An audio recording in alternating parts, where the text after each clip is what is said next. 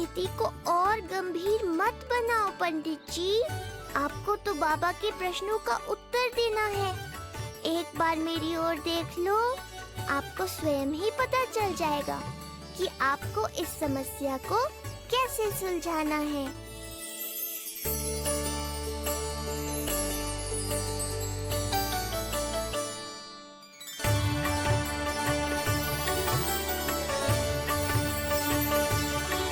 क्या हुआ पंडित जी?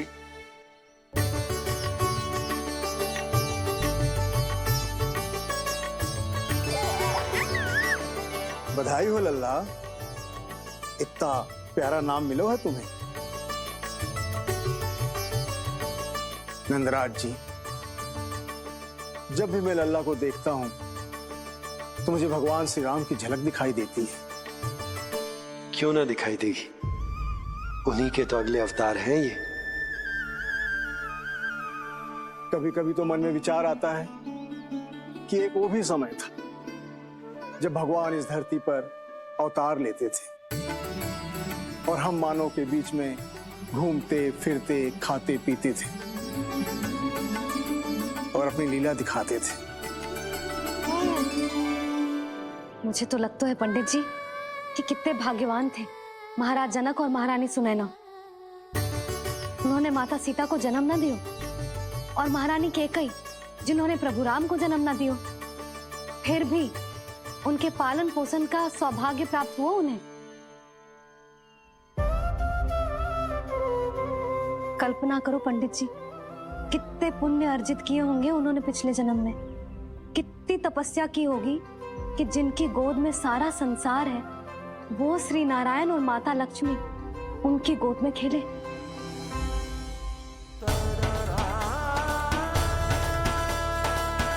संसार में अवतार लेकर सांसारिक नाते भगवान को भी निभाने पड़ते हैं, फिर हम तो मानव हैं। संसार में अवतार लेकर सांसारिक नाते भगवान को भी निभाने पड़ते हैं, फिर हम तो मानव हैं।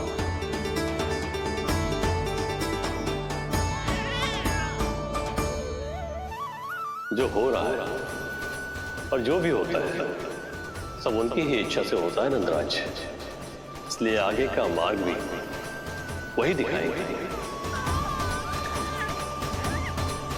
तो आपने मुझे मेरे प्रश्नों के उत्तर दिला ही दिए।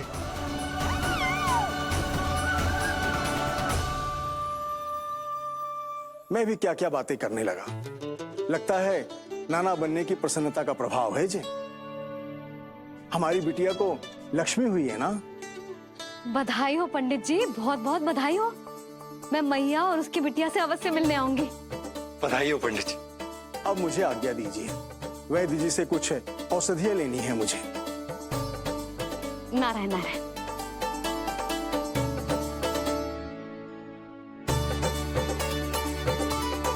आजा लल्ला, आजा।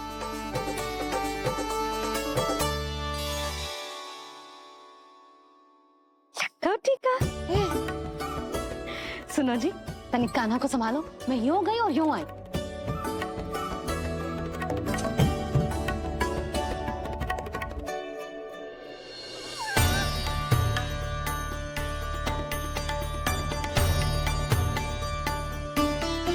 क्या हुआ?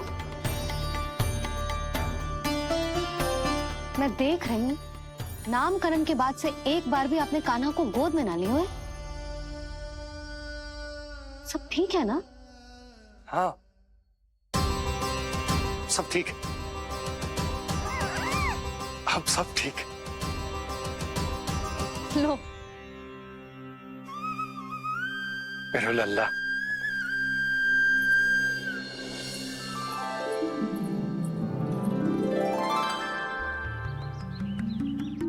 आपका बहुत बहुत धन्यवाद ऋषिवर। यादवों का कुलगुरु होने के नाते ये तो मेरा कर्तव्य था पुत्री।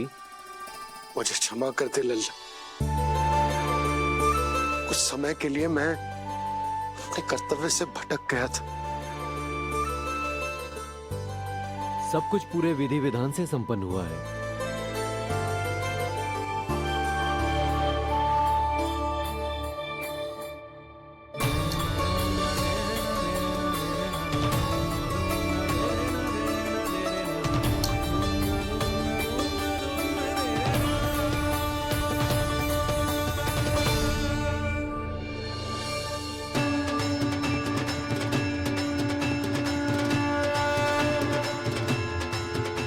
जो नाम मैंने दिया है,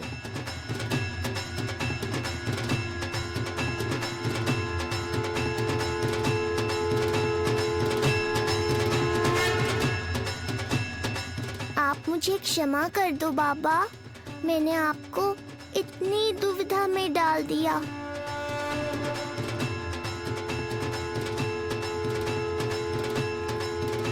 और इस तरह नंद को सब कुछ पता चल गया।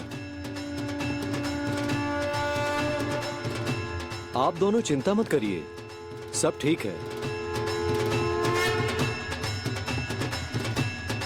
अब मैं आपके 6 पुत्रों का श्राद्ध कर्म करूंगा।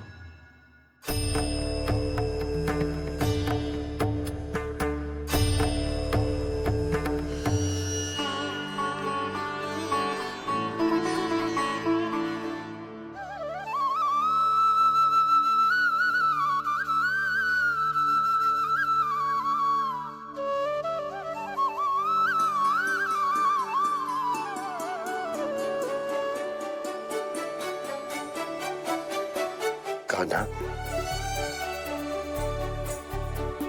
क्या हुआ जो मैं तेरा वास्तविक बाबा ना हूं?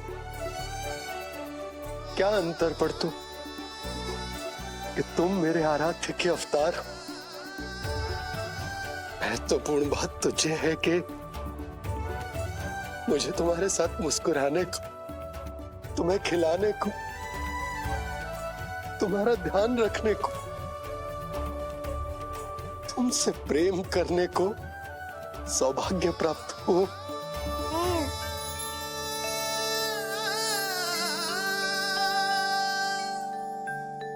बाबा, सत्य जानने के बाद अब आपको केवल प्रेम ही नहीं करना है, मुझे डांटना भी है जब मुझसे कोई भूल हो जाए या मैं कोई शरारत करूं। तुमने मुझसे कुछ कही कान्हा, पर ये सब जानने के बाद तुम्हें कैसे डांट सकता हूं? बताओ ना कि कैसे मैं तुम्हें ये वो कहूं? सब आप मुझ पर छोड़ दो बाबा। शीघ्र ही जीवन की माया आपको अपने प्रभाव में ले लेगी और आप ये सब भूल जाओगे।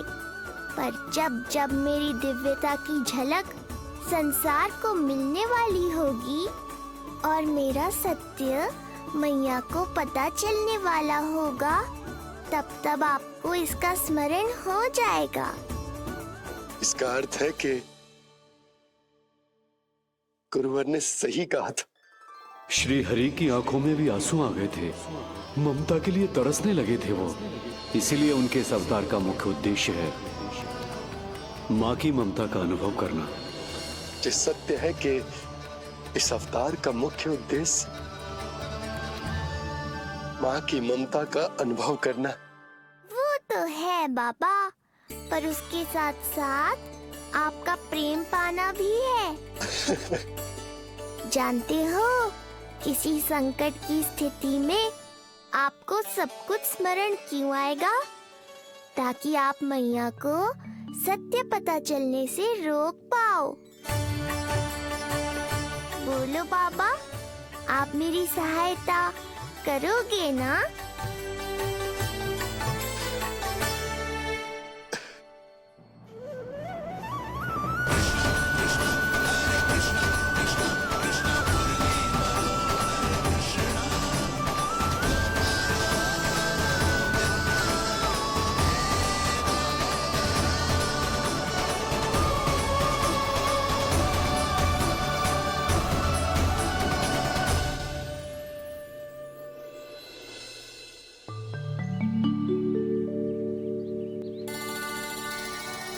अब तो मेरा कान्हा बैठना सीख गया।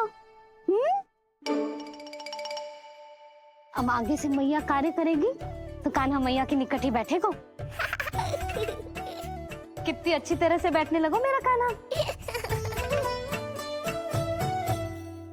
तेरे बाबा कुछ अधिक ही व्यस्त हैं आज।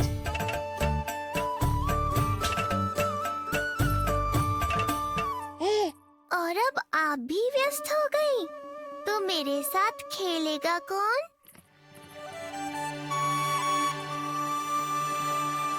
लल्ला कान्हा, लो भाभी, खिले हुए फूल भी ले आई हूँ और शीघ्र ही जाके तरकारियाँ भी ले आऊंगी। अच्छा हुआ जानकी आ गई, अब यही खेलेगी मेरे साथ। अरे जे क्या, फिर से पानी निकाल रहे हो? बस बस कान्हा, अब खेल में मत लगा मुझे, बहुत सारे कार्य पड़े हैं करने को। ये भी कार्य करने चली गई, अब मैं क्या करूं?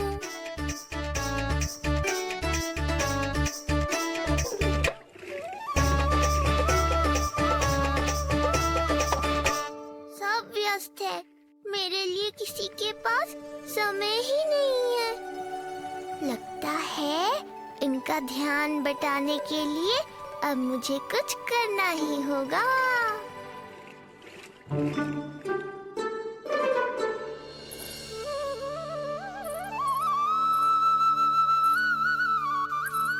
नंद जी,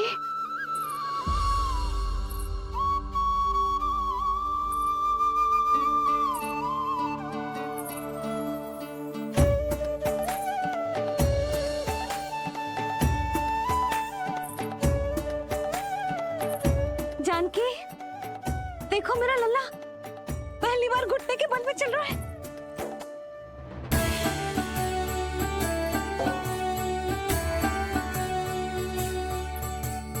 बहुत बढ़िया कान्हा, बहुत बढ़िया। बस यही तो चाहिए था। आजा कान्हा, आजा इधर आ, मैया के पास आ। कान्हा, आजा अपने बाबा के पास, आजा।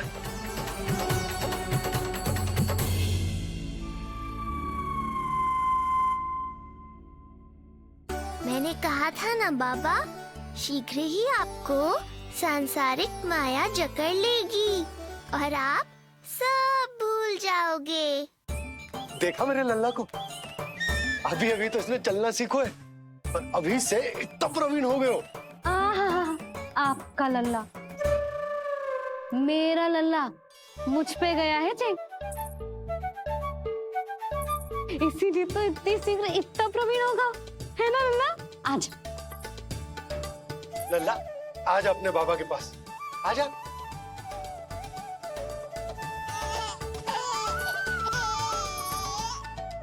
भ्रमित कर दियो आपने इसे, कितने चाव से अपनी मैया की ओर आ रहा था।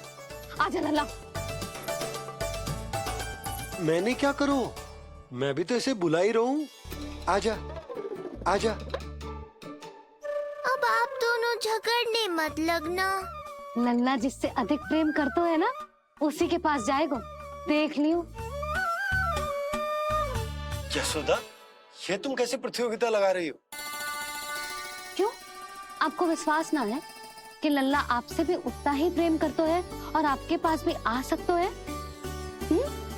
या फिर हारने का भय सता रहा है आपको? बिल्कुल ना। कान्हा आएगा तो अपने बाबा के पास। आजा। जे हुई ना बात, अब देखते हैं कौन जीतेगा। आजा कान्हा, आजा कान्हा, अपनी प्यारी मैया के पास आजा। बाबा की उंगली पकड़ी थी ना तूने, तूने साथ देने का वचन दिया था। आजा अपने बाबा के पास। अरे ये कैसे धर्म संकट में डाल रहे हो आप दोनों मुझे? कान्हा अपने मैया के पास आएगो, है ना? आजा। नहीं, कान्हा अपने बाबा के पास आएगो। आजा। लगता है नंद भैया ही जीतेंगे आज। तुझे बड़ा पता है नंद भैया ही जीतेंगे आज। कान्हा मुझे छोड़ के कहीं और जा ही ना सकता। और तू तो तरकारी लेने जा रही थी ना, जा। हाँ हाँ, बस जा ही रही हूँ।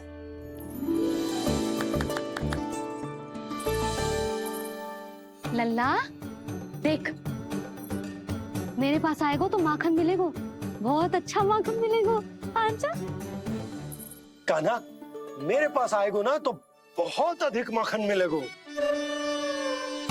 आजा, आजा, आजा।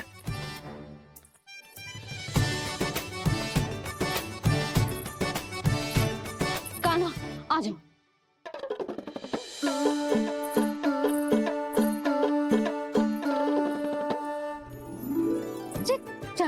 पूछे जा रहा है? कहीं से जानकी से अधिक प्रेम तो ना होगा? ना लल्ला ना। क्यों रे लल्ला, जे करेगा तू मेरे साथ है? सुधा, ये सब परिहास की बात, सबका कोई विशेष अर्थ ना है।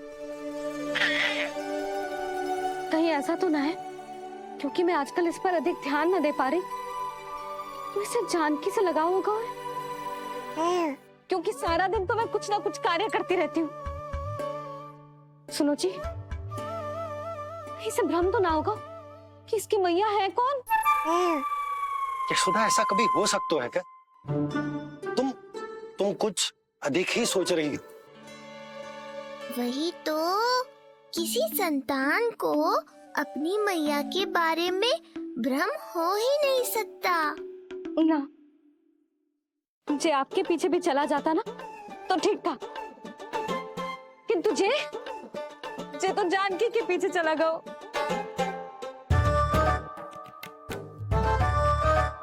आप मुस्कुरा क्यों रहे हो? हाँ बोलो ना, ये संभव है क्या? लो, तुम्हारी इस प्रतियोगिता के चक्कर में मैं तो भूल ही गया हूं कि उपनंद भैया को लेन देन बताना है। वो मेरी प्रतीक्षा कर रहे होंगे। मैं चलता हूँ।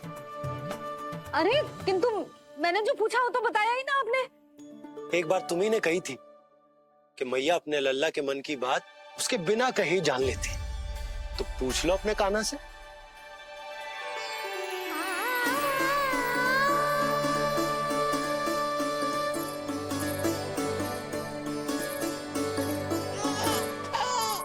कान्हा, अब तो बाबा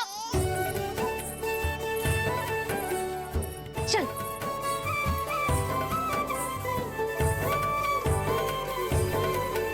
ना ना लल्ला, कछु और ना। बाबा से प्रेम है, जानकी से प्रेम है, बस अपनी मैया से ना है ना। अरे मैया, ऐसी बात थोड़ी ना है। 9 माह तक पेट में कौन पालती है? मैया। दूध कौन पिलाती है? मैया। देखभाल कौन करती है? मैया। बस उसी मैया से प्रेम ना है, से सभी से प्रेम है तुझे। तो ठीक है फिर, अब बात भी उन्हीं से करियो।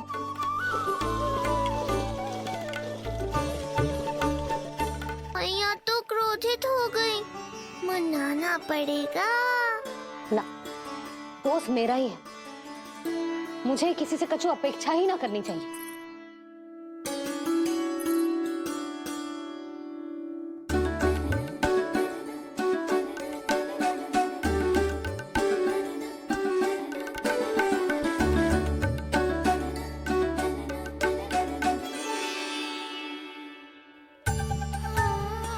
आहा, अब स्वयं को प्रेम चाहिए तो चापलूसी कर रहे हो?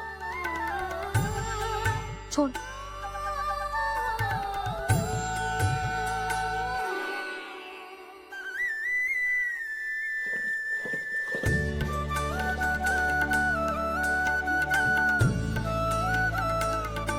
ना,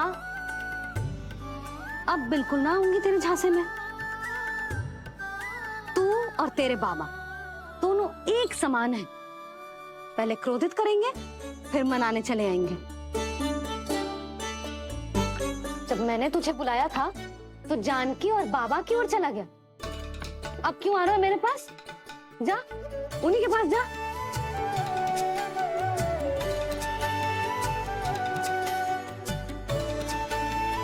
देख लल्ला, अब अपनी जो प्यारी सी मुस्कुराहट दिखा के ना मुझे मनाने का प्रयास मत ही कर।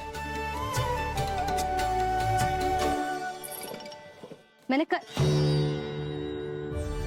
कान्हा कहाँ गया? कहाँ गया कान्हा?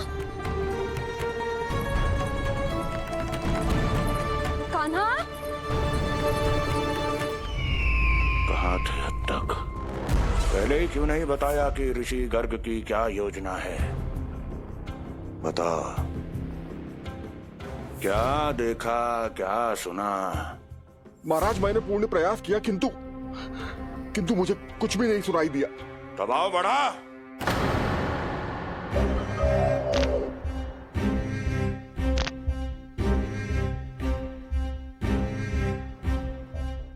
अब ये सुना या ये भी सुनाई नहीं दिया? महाराज मुझे मुझे क्षमा करें महाराज, मैंने सुनने की बहुत चेष्टा की किंतु मुझे कुछ भी नहीं सुनाई दिया। महाराज मेरा विश्वास करें।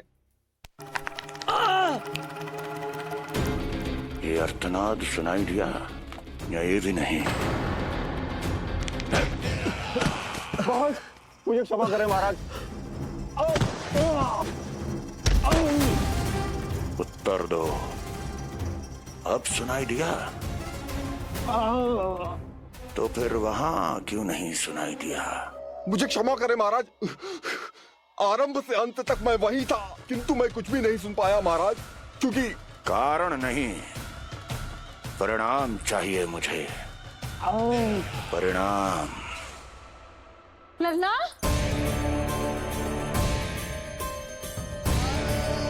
लल्ला कहाँ छुप गए तू? कान्हा, कान्हा, सामने आजा मेरे लल्ला। कहाँ है?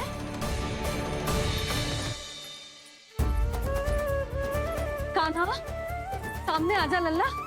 अब मैया कभी ना रूठेगी तुझसे। कान्हा, कान्हा, लल्ला, लल्ला, लल्ला देख सामने आ जा, नहीं तो तेरी मैया मर जाएगी। लल्ला, कान्हा, कान्हा न जाने कहाँ चला गया है। अभी तो यही था, न जाने कहाँ चला गया है। तो उसकी पायल है, कहीं बाहर तो ना चला गया कोई मेरे लल्ला को? यशोदा, कोई ना लेगा होगा लल्ला को, और वो स्वयं भी कहीं ना जाएगा, यहीं कहीं होगा। आप इतने शांत कैसे हो? आपको कुछ पता है क्या? ये क्या है? एक पायल अभी भी उसके पैर में है, और है तो अपनी मैया का ही लल्ला। एक जगह टिकेगा ना हो, इसीलिए कह रहा हूँ कि मैं पल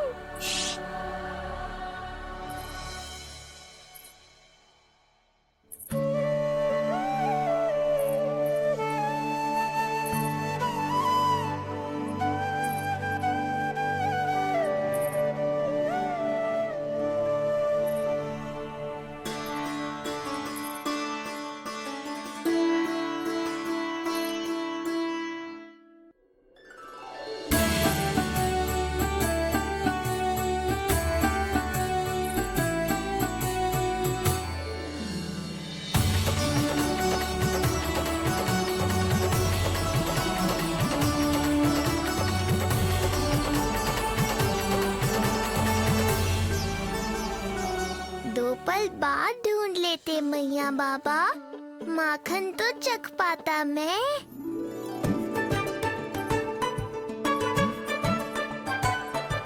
ये क्या क्या कर रहे है तू?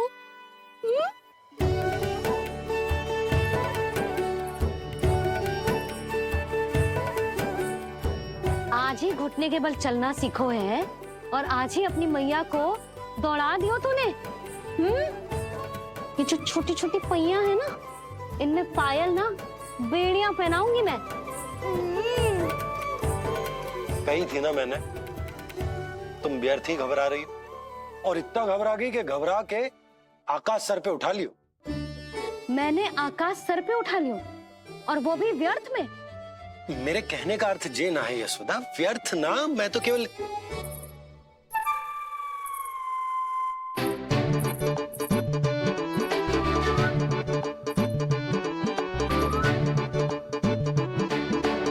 इसका अर्थ ये है कि कान्हा जानकी के पीछे ना जा रहा था।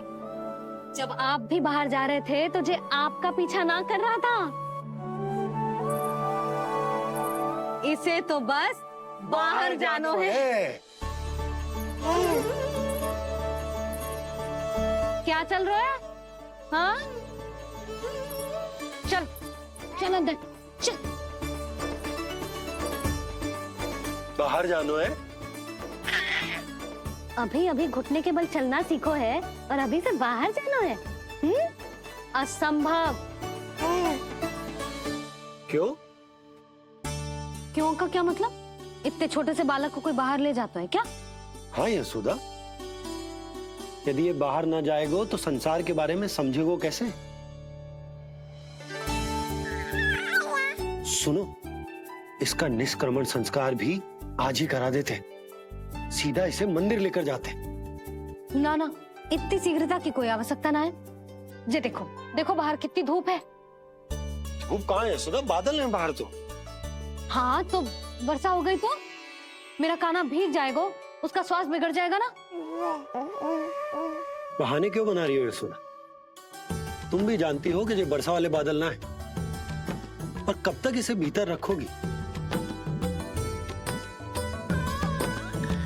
तुम भी इसके साथ वही कर रही हो जो रोहिणी भाभी ने इसके बलदाऊ के साथ किया। मैया मान जाओ ना। और उस दिन तो तुम रोहिणी भाभी को इतना अच्छे से समझा रही थी, आज तुम्हें क्या होगा? अभी तो इसने घुटने के बल चलना सीखो है यशोदा।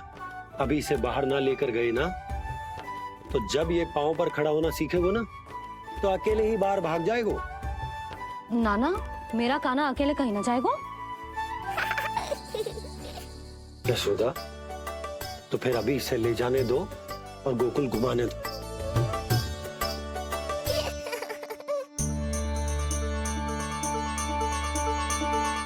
देखा लल्ला, आज्ञा मिल गई।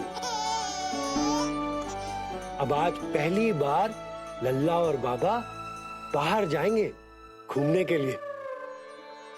चल, आज बाबा और लल्ला पहली बार बाहर जाएंगे। हाँ, चलो। रुको, आपको क्या लगा था कि मैं लल्ला को अकेले छोड़ दूंगी? जहां जहां कान्हा जाएगा वहां वहां उसकी मैया भी जाएगी। कभी तो नंद और नंद लाला को एक साथ समय बिताने दिया करो। कुछ कही आपने? नहीं। तो बस फिर गौशाला से आरंभ करेंगे, फिर गांव घुमा के मंदिर ले जाएंगे इसे। मैं एक्शन में आई। देखा, अभी तो तेरी मैया मंदिर भी जाने को तैयार ना थी, अब तुझे पूरा गांव घुमाने के लिए तैयार हो गई। इससे पहले कि इनके मस्तिष्क में कोई नया विचार आ जाए, यहाँ से चले चलो बाबा, शीघ्र चलो।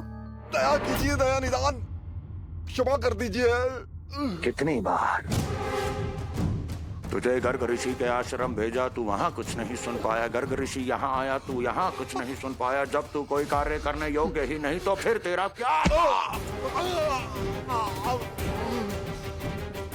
स्मरण करें महाराज, स्मरण करें।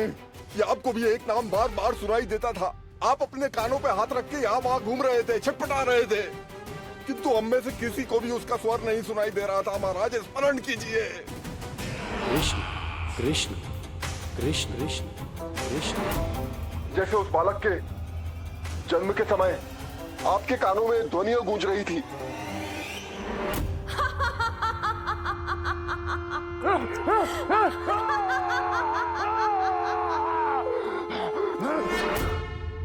लेकिन हमें वो नहीं सुनाई दिया। ठीक उसी तरह महाराज, उस समय मेरे कानों में भी एक शंखनाद गूंज रहा था, पर उसकी ध्वनि ने मुझे कुछ भी नहीं सुनने दिया। महाराज, और मुझे लगता है कि ये सब उसी विष्णु की कोई माया है, या फिर श्राद्ध के नाम पर ये सब मिलकर कोई योजना बना रहे हैं। महाराज, इस निर्दोष को मारने से क्या होगा? मैंने तो आपसे पहले ही कहा था कि उन दोनों को महल से बाहर मत जाने दीजिए।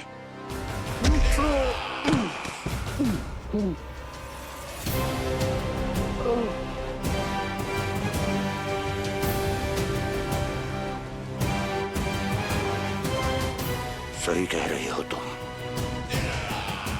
इसको मार के क्या होगा?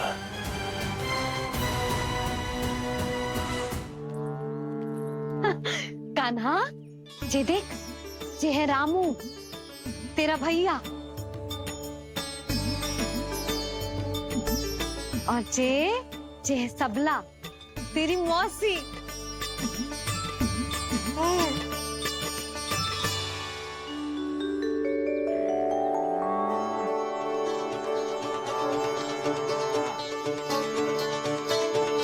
जी, कान्हा को देख के सबला की भी ममता उमड़ आई। सुनो, पूरा गांव घुमानो है, उसके पहले ही मेरे कान्हा की बुरी दृष्टि उतार लेते हैं, नहीं? अच्छा। हे गौ माता, आज तुम्हारा भतीजा पहली बार घर से बाहर निकल रहा है, इसे सबकी बुरी दृष्टि से बचाइयो।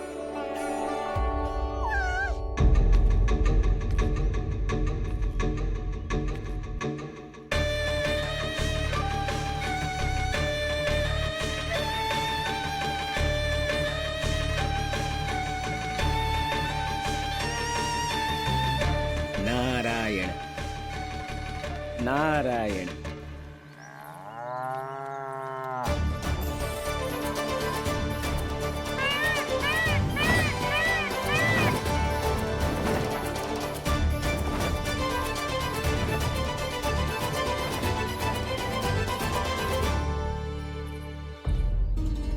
देखा प्रभु, लोग आपके चपलासुर का कितना सम्मान करते हैं, पर आपके दरबार में मुझे आपका चापलूस कह के ही पुकारते हैं प्रभु कंस।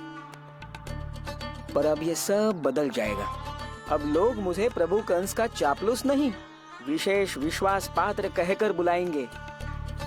ये नया सिंहासन उसके लिए है जो मेरा विश्वास पात्र बनेगा, मेरे दाहिने हाथ की तरह।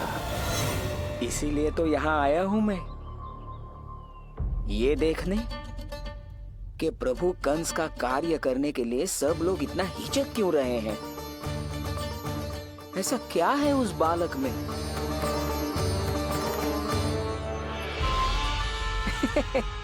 नारायण।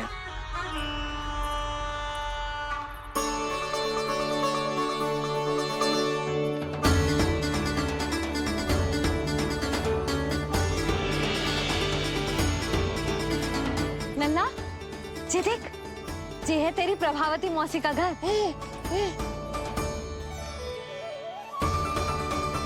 और वो देखो, वो रहा तेरे दाऊ का घर। देख क्या रहे, तेरे दाऊ भी चल रहे हैं हमारे साथ। ये वही है क्या जो चपलासुर से विशेष विश्वास पात्र श्री चपलासुर जी बनने तक की यात्रा में मेरी सहायता करेगा? ताऊ, ताऊ देखो, कान्हा आयो है। कान्हा,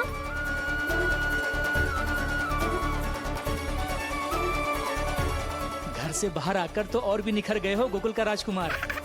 हाँ, अपना पहला गांव दर्शन में बड़ा आनंद ले रहा हूँ लल्ला। सच्ची कहीं भोला भाई, आज कछु अधिक ही प्यारा लग रही है जे। जी क्या भीड़ लगा रखी है तुम सबने? हाँ,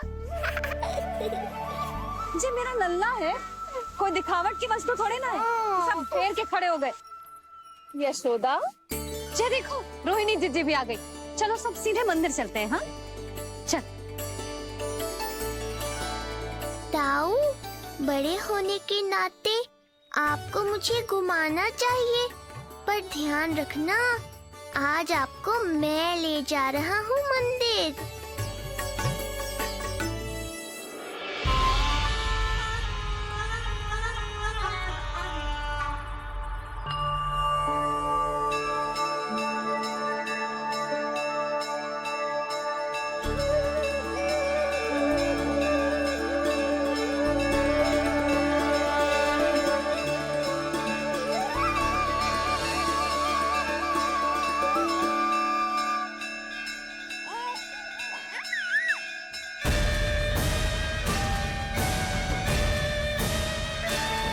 ये कैसे संभव है? ये अवश्य वायु के वेग से ही बच रही होंगी। प्रणाम। आशीर्वाद। आयुष्मान भव।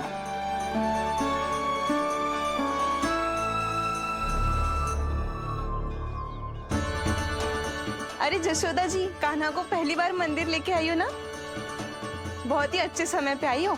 देसी घी का हलवा बनाया मैंने प्रसाद में। इतनी अच्छी सुगंध, हलवा तो स्वादिष्ट लग रहा है। चलो, कुछ तो अच्छा किया सुलक्षणा चाची ने।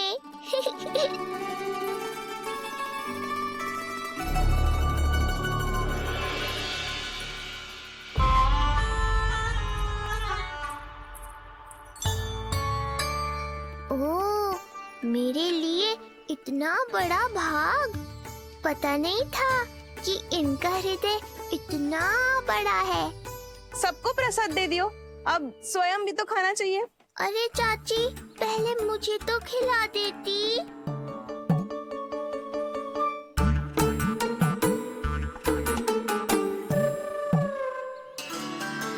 अरे, मैं तो कान्हा को देना भूल ही गई। हाँ? चलो, विलंब से ही सही, मेरा स्मरण तो हुआ आपको।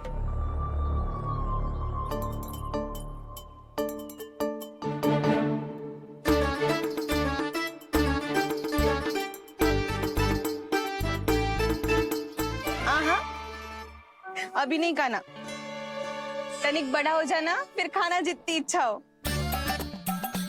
हाँ हाँ, हंस लो चाची। आपने नहीं दिया तो क्या हुआ, मेरे बाबा अवश्य देंगे, देख लेना। बाबा, मुझे क्यों नहीं खिलाया आपने? दाऊ, मैं आपको घुमाने लाया। कम से कम आपको तो अपने छोटे भाई का स्मरण रखना चाहिए। मेरी मैया मुझे अवश्य खिलाएंगी। देखो जी, इसका भी मन कर रहा है खाने का। मैया है ना, तेरी मैया ने अपने कान्हा के लिए पहले से बचा लिया था। ठहरिए रानी जी, पहली बार कुछ खाने को मिल रहा था पंडित जी, रोक क्यों दिया? अभी बालक का अन्नप्राशन नहीं हुआ है। हाँ यशोदा, सदानंद जी सही कह रहे। दूध मुहे बालक को ठोस अन्नप्राशन के पश्चात ही खिलाना चाहिए।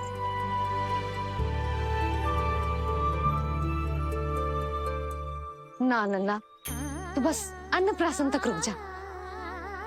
उसके बाद तू जो कहेगो ना, तेरी मैया खिलाएगी तुझे। ये तो साधारण सा बालक है, बहुत ही सरलता से मैं उसे अपने मार्ग से हटा दूंगा।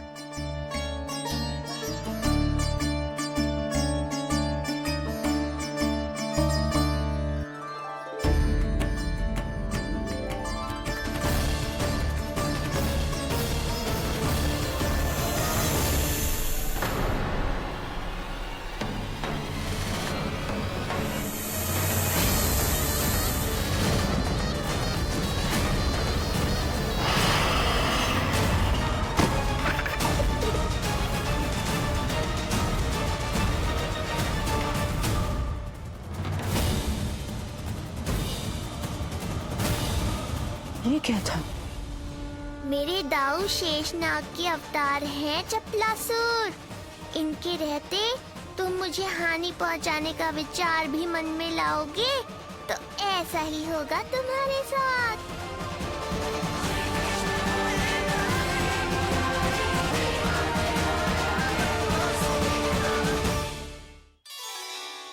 दाऊ, अकेले अकेले प्रसाद खाकर ठीक नहीं किया आपने। पंडित जी, जे हमारा कान्हा घुटने के बल चलने लगो तो क्यों ना इसका अन्न से परिचय करा दिया जाए। नंदराज जी, 2 दिन में पूर्णिमा है, बहुत अच्छा दिन है, तभी कर लेते हैं अन्नप्राशन संस्कार। 2 दिन की प्रतीक्षा और करनी पड़ेगी। जी, मेरा तो मन किया आज ही कर दूं अपने कान्हा का अन्नप्राशन। यशोदा, मैं तुम्हारी हृदय की पीड़ा समझती हूँ, पर तुम्हें और तुम्हारे लल्ला को 2 दिन और ठहरना है, ठीक है? अरे अरे अरे, बस भर गया।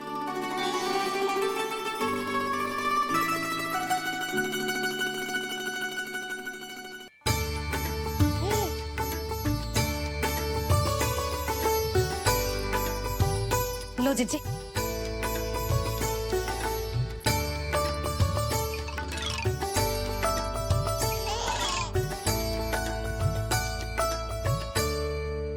प्रसाद नहीं मिला तो माखन तो है।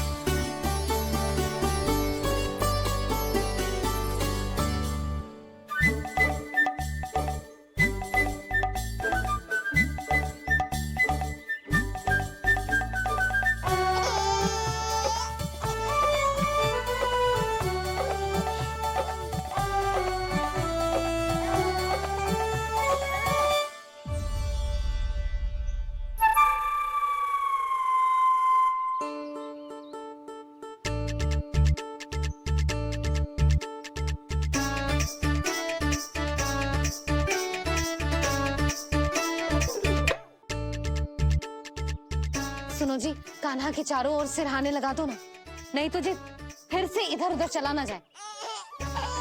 ये अच्छा सुझाव दिया तुमने। अभी लाए।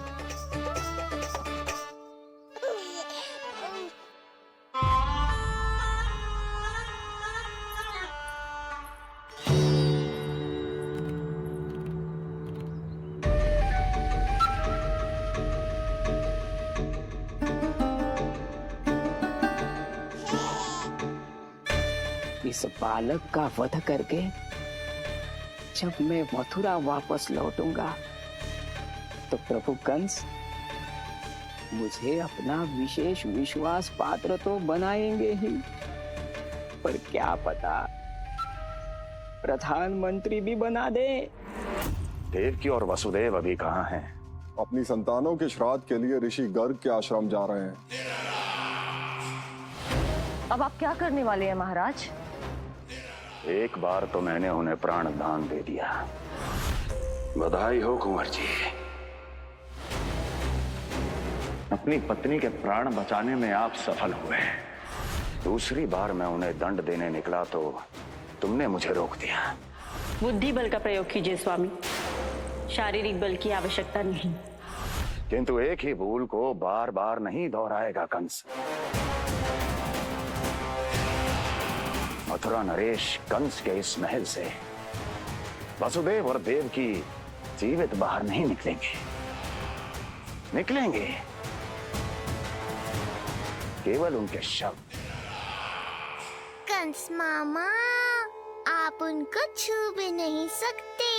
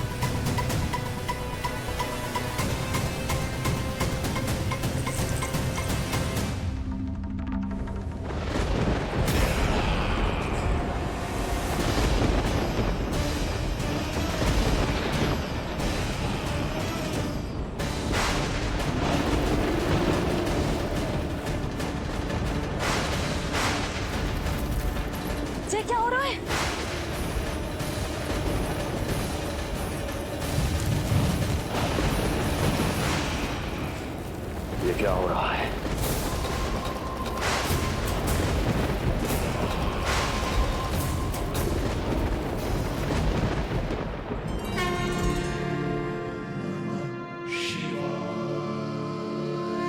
क्या हुआ प्रभु? आप अचानक इतने चिंतित क्यों हो गए? कृष्ण ने अपने पांव का अंगूठा अपने मुख में रख लिया है देवी। इसमें चिंतित होने की कोई बात नहीं है प्रभु। ऐसा तो हर बालक कभी ना कभी करता ही है। तो सखा कोई साधारण बालक नहीं है देवी पार्वती, तो भगवान है। यदि वो ऐसे ही अपने अंगूठे को मुख में रखकर खेलते रहे तो अवश्य ही आ जाएगी। कौन आ जाएगी प्रभु? प्रलय आ जाएगी देवी, प्रलय आ जाएगी देवी। हे नारायण जी, क्या हो रहा है?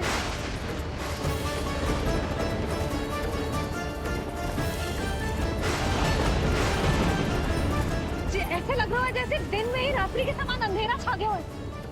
लगता है बहुत बड़ी आंधी आने वाली है।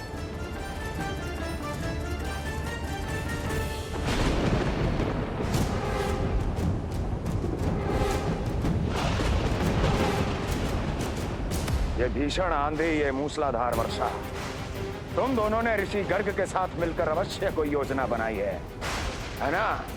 बोलो बोलो, क्या है वो योजना? बोलो।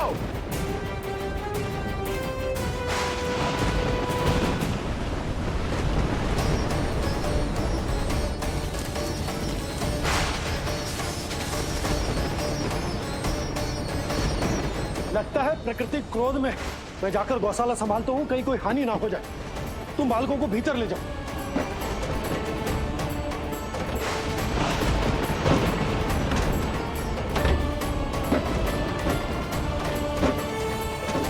जी द्वार और झरोखे बंद करते हैं। हाँ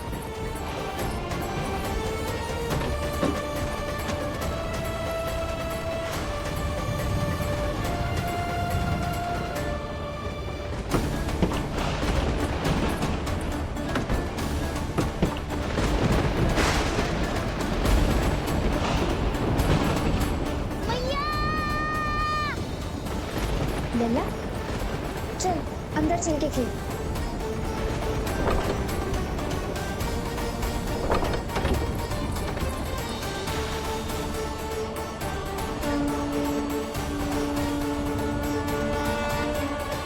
आपके सखा तो ध्यान निद्रा में चले गए हैं प्रभु। इनके ये अंगूठा चूसने की सामान्य सी क्रिया का कितना घातक प्रभाव पड़ रहा है, इन्हें तो पता भी नहीं है। चाहे जानबूझकर की जाए या अनजाने में हो, सखा की हर लीला के पीछे कोई ना कोई उद्देश्य अवश्य छिपा होता है। पर ऐसा लगता है देवी जैसे उनकी इस लीला के पीछे एक नहीं अनेक उद्देश्य छिपे हैं।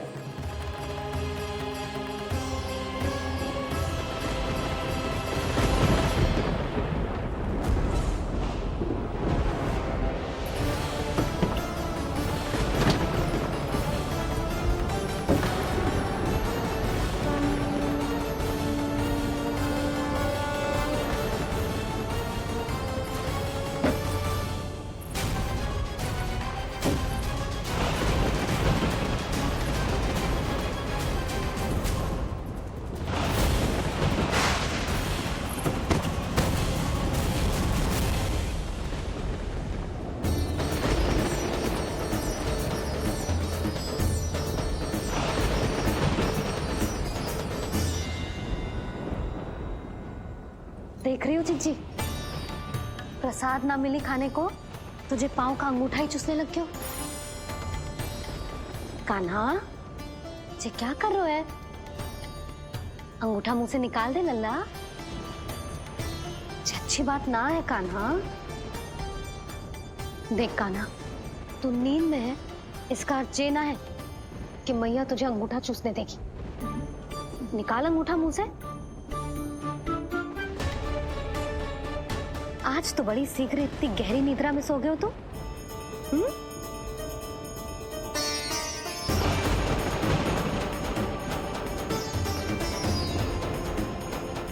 देख रही हो ना चिच्ची, अंगूठा मुंह से निकालने को तैयार ही ना जी। ऐसा क्या आनंद मिल रहा है।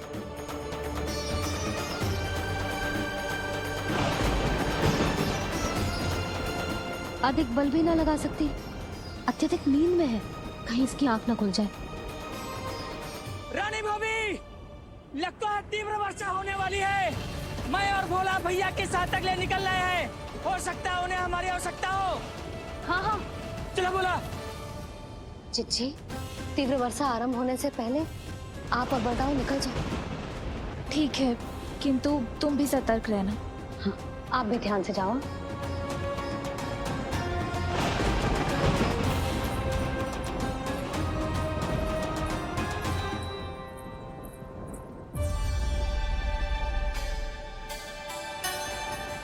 हे नारायण, वस्त्र बाहर सूख रहे हैं और तेरे अन्नप्राशन वाले चावल भी रखे। भीतर करना होगा ना चिचान की भी।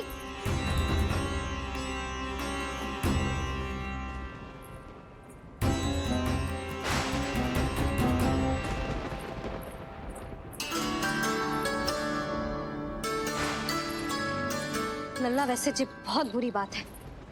अंगूठा मुंह से बाहर निकाल। केवल 2 दिवस में तेरा अन्नप्राशन है, फिर सब खाइयो। तनिक धैर्य रख। गुड़ तुम। प्रभु, स्वयं कृष्ण की मैया इनका अंगूठा नहीं निकाल पाई, तो अब और कौन निकालेगा? कैसे रुकेगी ये प्रलय?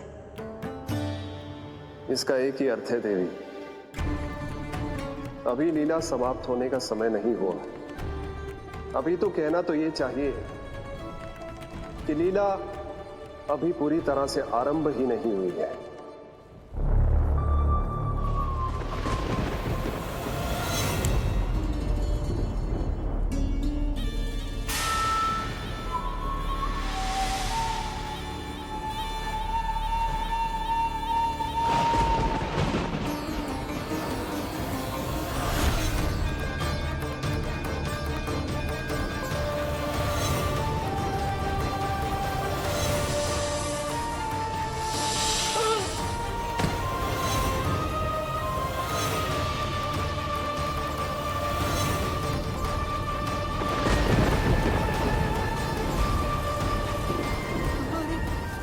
कंस ने प्रलय बुला ली।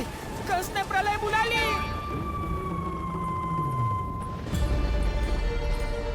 हे नारायण, जे वर्षा तो रुकने वाली ना है। जे गुड़ और गेहूं भीतर रख देती हूँ।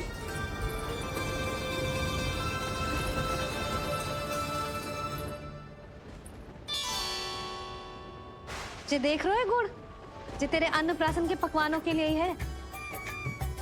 कैसे कैसे करके बचा के लाई हूँ, कुछ पता भी है तुझे? और तू है कि जे अंगूठा ही चूसे जा रहा है। हाँ नहीं तो। किंतु आज प्रलय भी आ जाए तो कंस की तलवार का वार रोकने में असमर्थ होगी। कंस के साथ विश्वासघात किया है, दंड तो मिलेगा। महाराज, वायुमंडल में अचानक आए इस परिवर्तन का हमसे कोई लेना देना नहीं। हम तो बस अपनी संतानों के श्राद्ध के लिए जा रहे थे। मूर्ख हूं मैं, मूर्ख हूं मैं। कंस एक मूर्ख है, मूर्ख हूं मैं। अब अच्छी तरह जानता हूं मैं, श्राद्ध केवल एक बहाना है। किंतु सत्य यह है कि तुम और वो ऋषि गर्ग मिलकर मेरे विरुद्ध एक षड्यंत्र रच रहे हो, और ये तुम्हारी योजना है। भैया, ये आप क्या कह रहे हैं? कैसा षड्यंत्र, कैसी योजना? हम तो केवल श्राद्ध के लिए गए थे। बहुत अवसर दिए मैंने तुम दोनों को, किंतु तुमने बार बार बार बार बार बार मुझे मूर्ख बनाया। इसलिए अब मैं अवसर दूंगा अपनी इस तलवार को।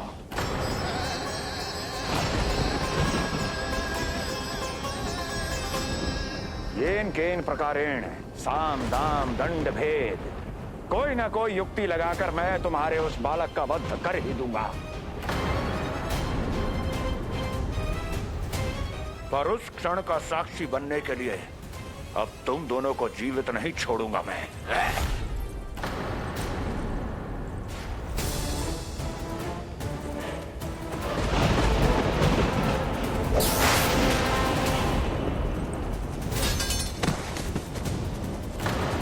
स्वामी,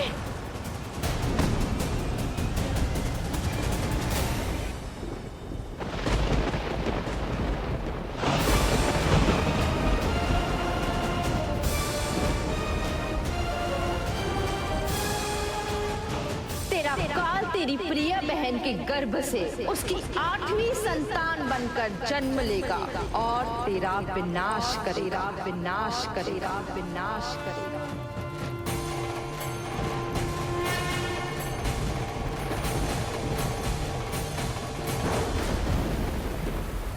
प्रलय आने वाली है, प्रलय आने वाली है, प्रलय आने वाली है।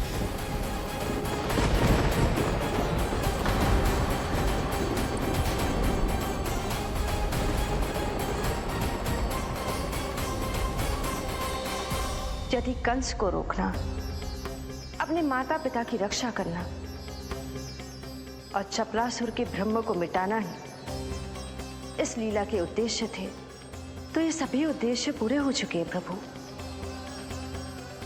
अब तो ये प्रलय रुकनी ही चाहिए। ये केवल सखा की लीला ही नहीं है देवी पार्वती, उनकी माया का उदाहरण भी है।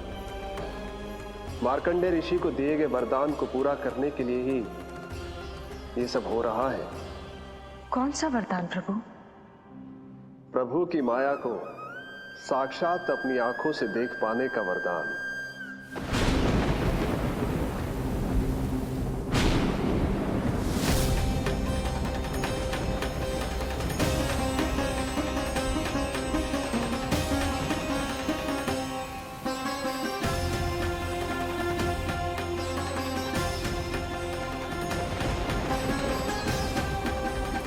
हे नारायण, क्या ये प्रलय है?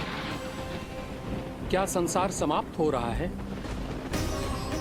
तो फिर मुझे मिले इस जीवन का क्या अर्थ है?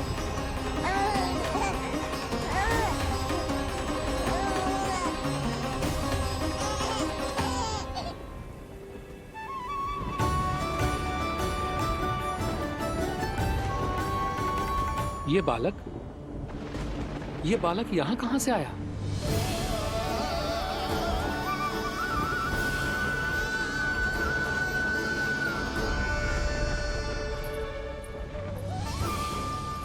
सोते हुए कितना निर्दोष लगता है जी। चारों ओर जल ही जल है, सब कुछ प्रलय में नष्ट हो रहा है, किंतु ये कितना निश्चिंत है ये। परंतु ये अद्भुत बालक है कौन?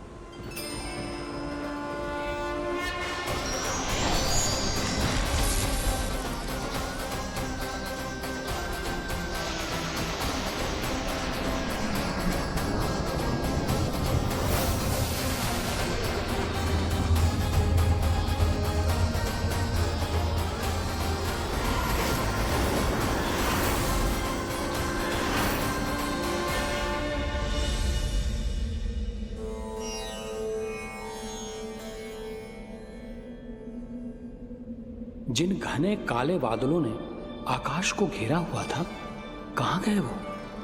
यहां तो प्रलय का कोई चिन्ह ही नहीं है।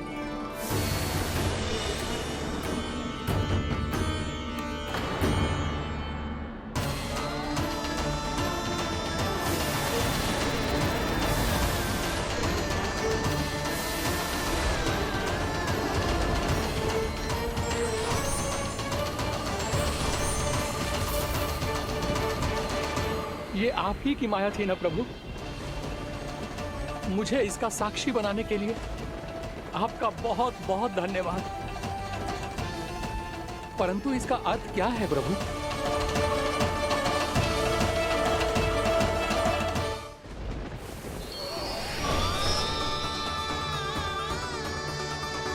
प्रभु,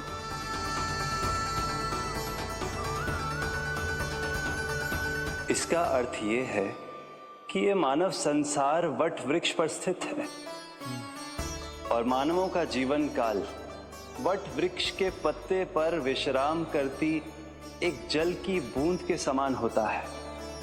वो बूंद जो किसी भी क्षण नीचे गिर सकती है। आपने तो स्वयं देखा है महर्षि, ये संपूर्ण जगत, ये महाब्रह्मांड मेरे ही भीतर स्थित है। ये उदाहरण है इस बात का कि जो दिखता है उसके कई स्वरूप होते हैं। जो आज आप देख रहे हैं वो पहले भी हो चुका है और आगे भी होगा। सब कुछ एक माया है। प्रलय का होना, जीवन का होना, दुख सुख सब एक भ्रम है। ठीक उसी प्रकार जिस प्रकार एक जलाशय में दिखने वाला प्रतिबिंब आपकी वास्तविकता नहीं बल्कि एक भ्रम होता है।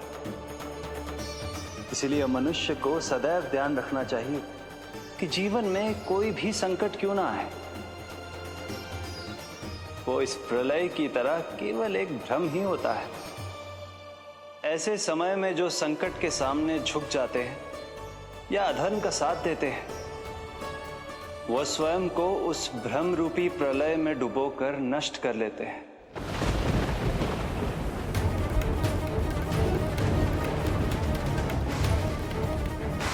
पर जो मेरी शरण में आकर संकटों का सामना करते हैं, वो स्वयं को कठिन से कठिन प्रलय से भी उभार लेते हैं। किंतु प्रभु, सभी व्यक्तियों में संकटों का सामना करने का साहस नहीं होता।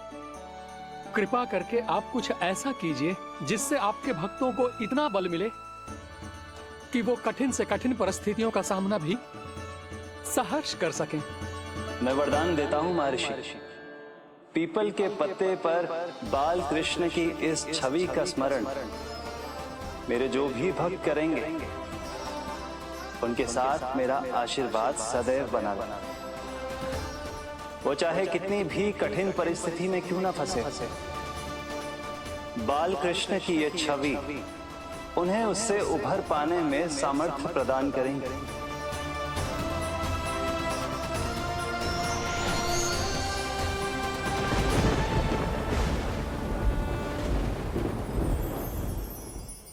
अद्भुत। तो ये कोई साधारण लीला या भ्रम नहीं था, मानव मात्र को नारायण से मिला वरदान था ही। पर अब क्या होगा प्रभु? कैसे रुकेगी ये प्रलय?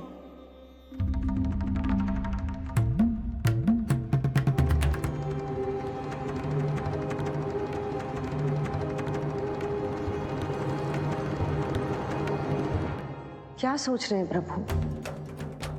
क्या आप रोकेंगे ये सब? नहीं प्रिय, ये कृष्ण की माया है, वही इसे रोक सकते हैं। पर मैं अपने सखा से भेंट करने अवश्य जाऊंगा। पर पिछली बार की तरह बिना उपहार लिए नहीं।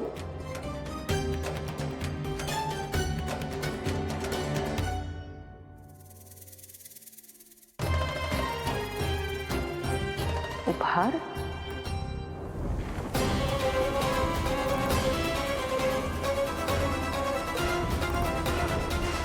आप तो प्रलय का भी सामना करने के लिए तैयार थे ना भैया? अभी तो प्रलय भी नहीं आई और आपकी ये दशा हो गई। महाराज,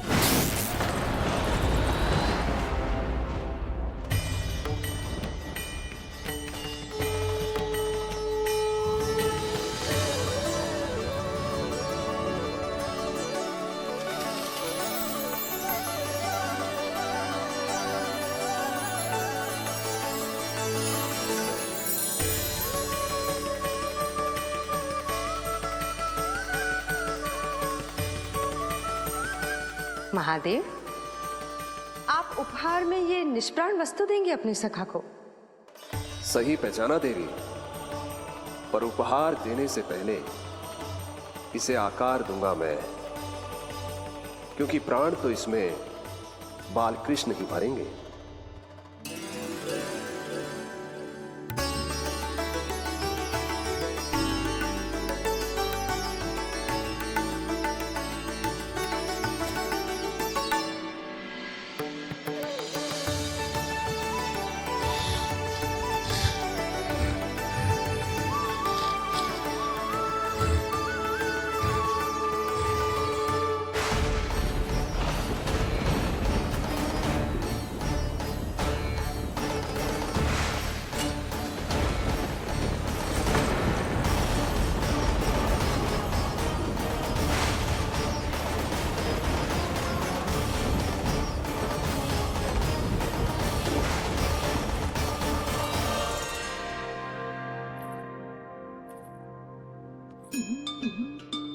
मुरली, बस उन्हें मेरा उपहार अच्छा लगे।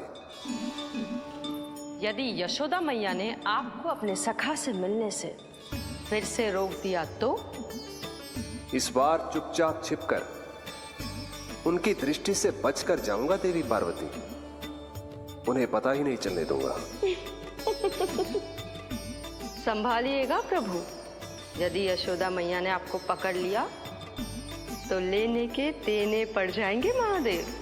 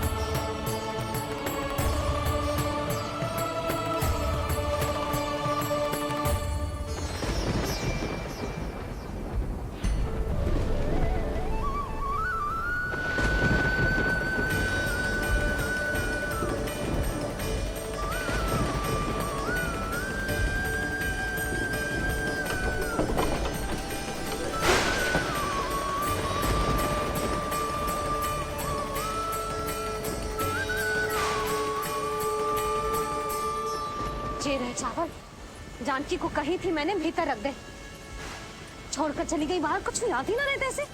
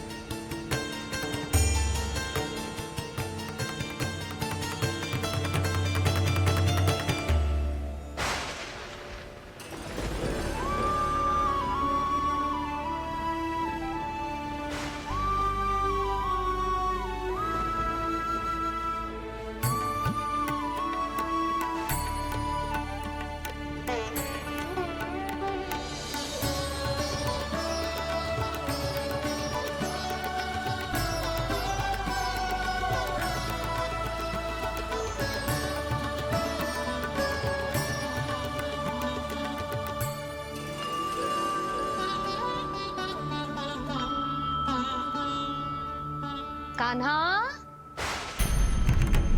अंगूठा निकाल दे नन्ना, नहीं तो रुक जा, मुझे ही अंगूठा निकालना पड़ेगा तेरा। पूरे वस्त्र भीग गए मेरे, कहीं मेरे कारण इसका श्वास ना बिगड़ जाए। वस्त्र बदल के आ रही है मैया।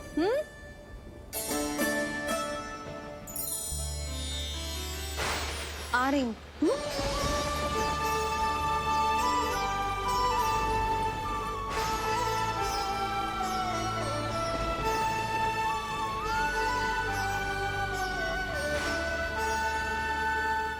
शासन की नींव भय होती है महाराज, और आपका पूरा साम्राज्य भय पर ही टिका हुआ है। यदि आप भी इस तरह से भयभीत दिखाई देंगे तो आपके साम्राज्य को डगमगाने से कोई भी नहीं रोक पाएगा। एक बार आपने ही कहा था ना कि अपनी दुर्बलता कभी किसी को मत दिखाओ। प्रजा को भयभीत कंस नहीं, भयानक कंस दिखना चाहिए, भयानक कंस। अब आप ये सिद्ध कर दीजिए कि भय आपके शत्रु का नहीं, आपका शस्त्र है। महाराजा धीराज, कंस का शस्त्र।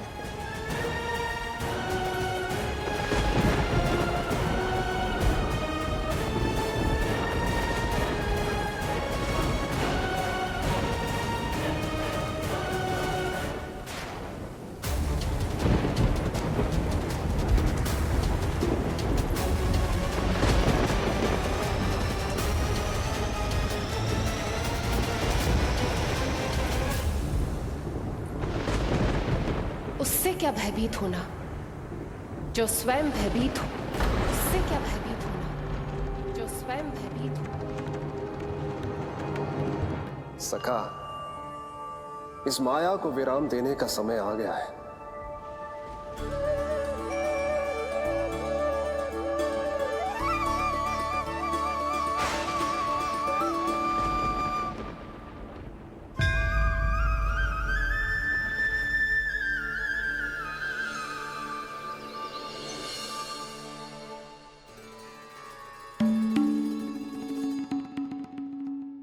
सभी आपके चरण धोकर उसका चरणामृत पीते हैं सखा, और आपने उसी चरण को अपने मुख में रख लिया।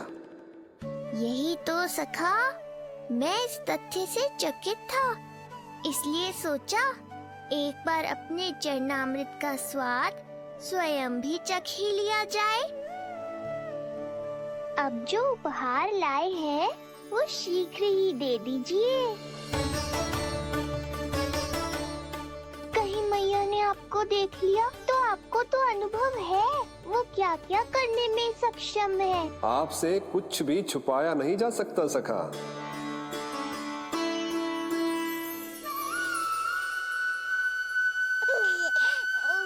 इन अधरों पे पांव के अंगूठे से अधिक ये मुरली शोभा देगी सखा।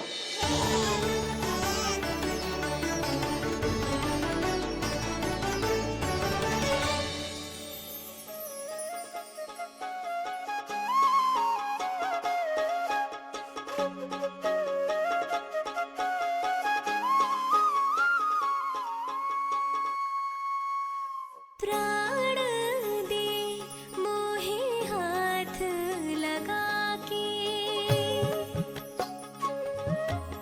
हुई अमर स्पर्श जो पाके, काठी को जीवनमय कर दिया, मधुर हो गई सारी। मन प्रसन्न मेरा तन प्रसन्न, प्रभु आज से मुरली हुई है तुम्हारी। मन प्रसन्न मेरा तन प्रसन्न, प्रभु आज से मुरली हुई है तुम्हारी।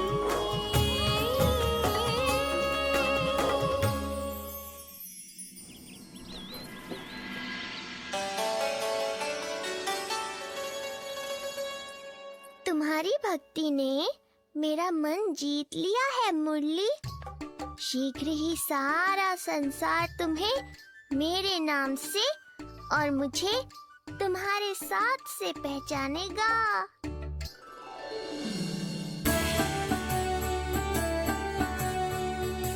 प्रभु, मेरे प्रभु, इस अनमोल भेंट के लिए आपका बहुत बहुत धन्यवाद सखा।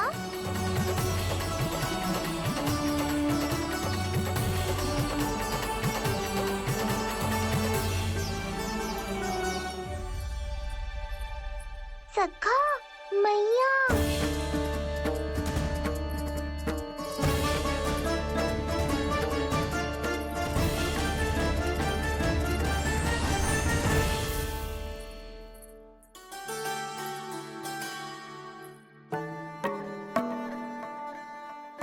अच्छा जी, तो तूने अपना अंगूठा मुंह से निकाल ही दियो। बड़ा उपकार कियो अपनी मैया पे।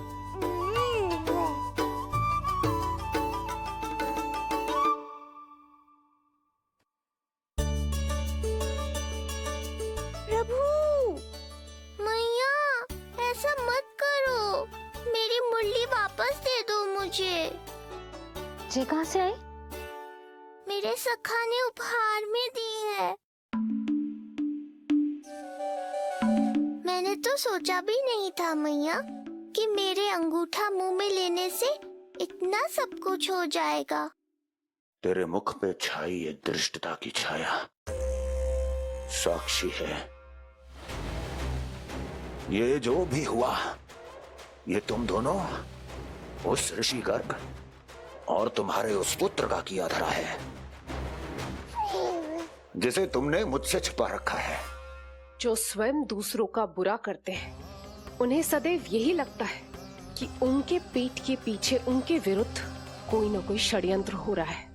मुझे तनिक भर भयभीत देखकर इतना साहस आ गया तुझमें कि मुझे प्रत्युत्तर देगी।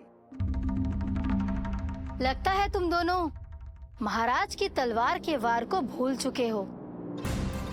स्मरण करो, इतने वर्षों में इसने एक बार भी तुम्हें छुआ तक नहीं, लेकिन अनेकों बार तुम्हारे हृदय को रक्त रंजित कर चुकी है ये। मेरी इस तलवार ने तुम दोनों की 6 संतानों का रक्त चखा है, और अब एक और संतान के रक्त में स्नान करने वाली है ये। वो संतान जो गोकुल में पल रही है। बस कंस भैया बस, बस कंस भैया बस, बस कंस भैया बस।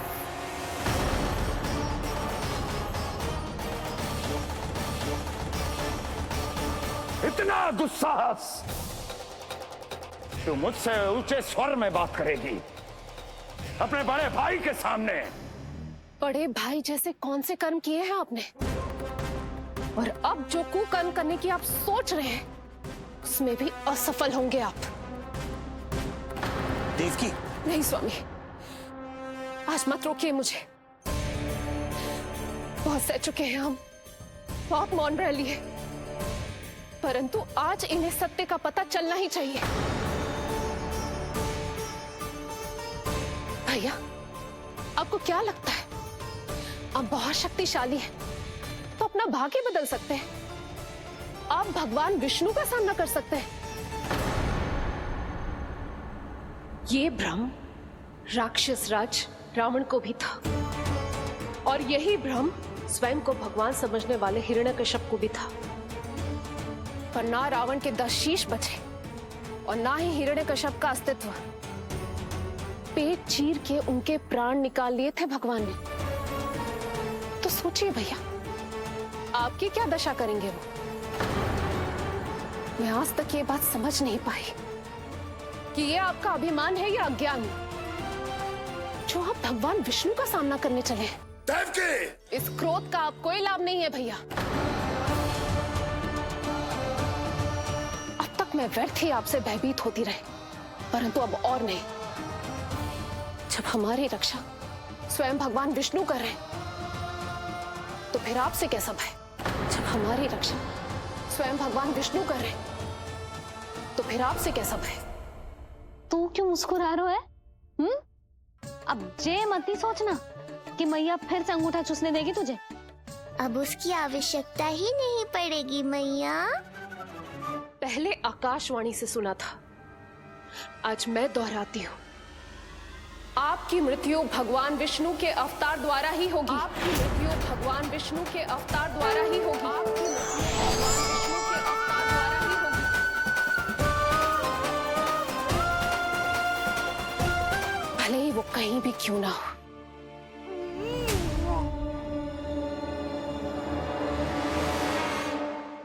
चाहे वो कहीं भी क्यों ना हो, मैं जानता हूं वो कहां है। देवकी, तूने बहुत बड़ी भूल कर दी मुझे चुनौती देकर। मैं चाहूं तो अभी इसी क्षण तुम दोनों का वध कर दूं, किंतु नहीं।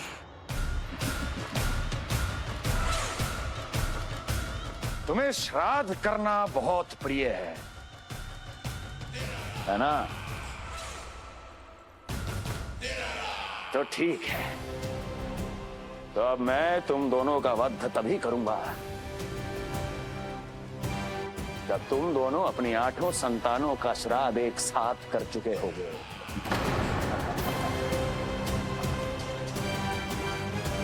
श्राद्ध की तैयारियां करो।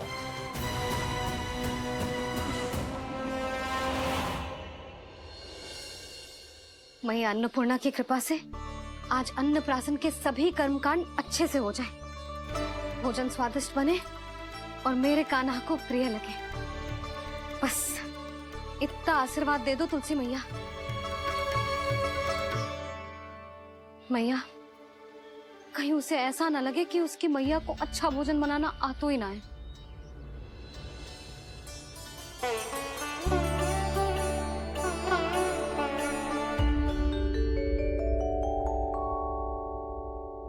वाह मैया, इतने दिन तक तो कुछ खाने को दिया नहीं और अब जब खाने का अवसर आया है तो व्यग्र हो रही हो। मेरे बारे में भी तो कुछ सोचिए प्रभु। 2 दिन से यही अटकी हूँ। अटकी नहीं हो मुरली, तुम तो लटकी हो। प्रभु। हाँ हाँ मुरली, मुझे भी तुम्हारा साथ चाहिए, पर क्या करूं? मैया ने तुम्हें मेरी पहुंच से बहुत ऊपर लटकाया है। पर प्रभु, मैं अब तक पहुंचूं कैसे?